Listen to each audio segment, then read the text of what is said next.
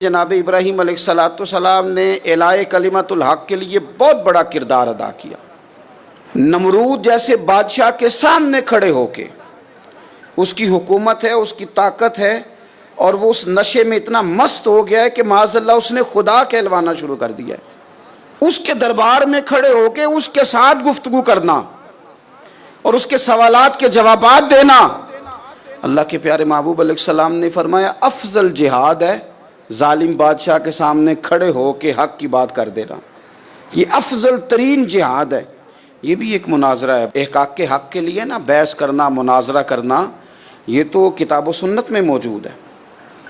لیکن کریں گے اہل علم، ہر آدمی اٹھ کے اگر مباحثے میں جائے گا تو بعض اوقات بہت ساری خطائیں پیش نظر ہوں گی۔ جناب ابراہیم علیہ السلام سامنے کھڑے ہیں، یہ خدا کہلواتا ہے۔ حضرت ابراہیم علیہ السلام سے اس نے رب کریم کی ذات کے بارے میں بات شروع کر دی۔ اللہ فرماتے ہیں الم تری الی الذی حاج ابراہیم فی ربہ، کہ آپ نے اس شخص کو نہیں دیکھا جو جناب ابراہیم سے جھگڑا کر رہا تھا ان کے رب کے بارے میں؟ اور جھگڑا کیوں کر رہا تھا؟ اس لیے کر رہا تھا کہ ان آتاہ اللہ الملک، اللہ نے اسے بادشاہی جو عطا فرمائی۔ کچھ لوگوں کو جب اعزاز ملتا ہے نا، بلندی ملتی ہے، مال و دولت ملتا تو جھگڑالو ہو جاتے ہیں، بڑے بڑے دعوے کرتے ہیں، بجائے شکر کے تکبر کا رستہ اختیار کرتے ہیں۔ جھگڑا کر رہا تھا جناب ابراہیم سے۔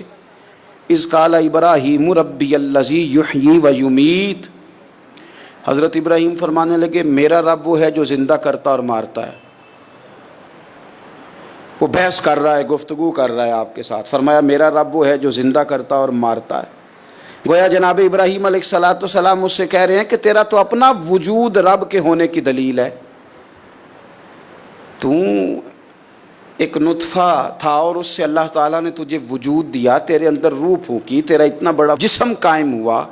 رب وہ ہے جو زندہ کرتا اور مارتا ہے۔ قال انا احیی و امیت، کہنے لگا میں بھی زندہ کرتا اور مارتا ہوں۔ اس نے اس طرح کیا کہ دو بندے بلائے نمرود نے، ایک کو سزائے موت کا حکم ہو چکا تھا، اس کو کہنے لگا تجھے سزائے موت کی سنائی تھی، نہ جا تو آزاد ہے۔ اور ایک بندہ بے گناہ تھا، اسے پکڑ کے قتل کر دیا، کہنے لگا دیکھو میں بھی مارتا اور زندہ کرتا ہوں۔ حالانکہ قتل کر دینے اور چھوڑ دینا، اس میں اور زندگی اور موت دینے میں کتنا بڑا فرق ہے۔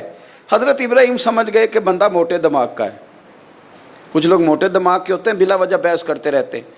حضرت سعدی شرازی رحمۃ اللہ علیہ نے کیا خوب بات کہی، آپ فرمانے لگے 40 عالم بیٹھے ہوں، ایک دلیل سے انہیں چپ کرایا جا سکتا ہے، لیکن ایک جاہل بیٹھا ہو نا تو وہ 40 دلیلوں سے بھی چپ نہیں کرتا، کیونکہ جاہل ہے نا۔ علماء کے سامنے آپ دلیل بیان کریں گے تو 40 علماء بھی ہو تو ایک دلیل سے چپ کر دیں گے تو جو ہے جاہل، وَإِذَا خَاطَبَهُمُ الْجَاهِلُونَ قَالُوا سَلَامًا، یہ دلیل بھی اس کی بڑی کچی تھی، بڑی نکمی تھی۔ اب حضرت ابراہیم نے نا اس پر ایک اور مناظرانہ گرفت فرمائی۔ آپ فرمانے لگے اچھا، قال ابراہیم فإن اللہ یأتی بالشمس من المشرق فأتی بہا من المغرب، فرمایا میرا رب وہ ہے جو سورج کو مشرق سے نکالتا ہے، تو اس طرح کر مغرب سے نکال دے۔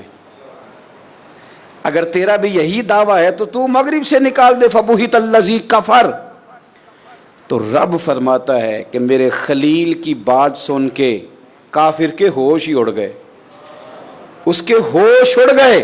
جب حق کی بات ہوتی ہے فبہت الذی کفر، ہوش اڑ گئے اس کے، وہ تو حواس باختہ ہو گیا کہ یہ کیا بات کر دی۔ واللہ لا یہدی القوم الظالمین، اسے ہدایت پھر بھی نہیں آئی، کیوں کہ اللہ ظالموں کی قوم کو ہدایت نہیں دیتا، ہدایت نصیب نہیں ہوئی، ہوش اس کے اڑ گئے۔ جناب ابراہیم علیہ السلام نے ایسی دلیل دی رب کی ذات کے بارے میں، رسول پاک کی عزت کے بارے میں، صحابہ کے بارے میں، اہل بیت کے بارے میں، دین کے کسی معاملے میں احقاق حق کے بارے میں۔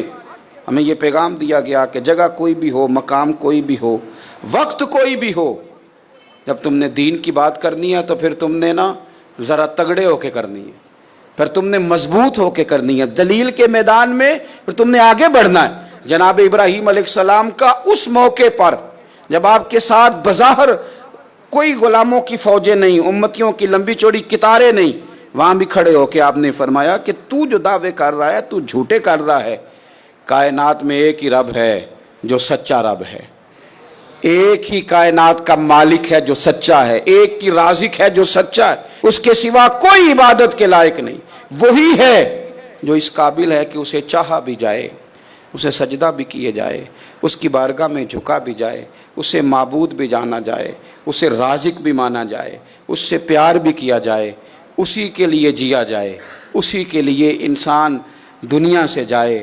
اللہ تبارک و تعالی ہمیں بھی حضرت ابراہیم کی طرح حق کا علم بلند کرنے کی توفیق عطا فرمائے۔